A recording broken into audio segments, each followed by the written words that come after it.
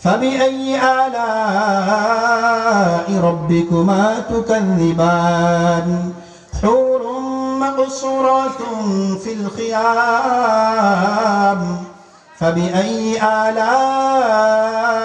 ربكما تكذبان لم يطمثهن إنس قبلهم ولا جان فبأي آلاء ربكما تكذبان تبارك اسم ربك ذي الجلال والإكرام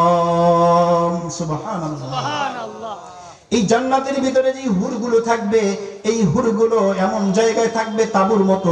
আবদ্ধ অবস্থায় পর্দার মধ্যে থাকবে এই হুরগুলো এমন হুর যেই হুরগুলো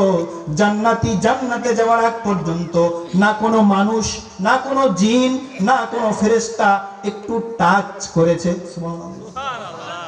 একটু টাচ করে নাই কোনো জিন কোনো মানুষ কোনো ফেরেশতা পর্যন্ত টাচ করে নাই এমন একজন সূক্ষ্ম হুর আল্লাহ আমাদেরকে দান করবে সুবহানাল্লাহ এই হুরেরা জান্নাতের মধ্যে সবুজ বালিশের সাথে হেলান দিয়ে বসে থাকবে হেলান দিয়ে এই কোরআনের আয়াতের বাংলা বলতেছি আর কি আয়াত বাংলা বলতেছি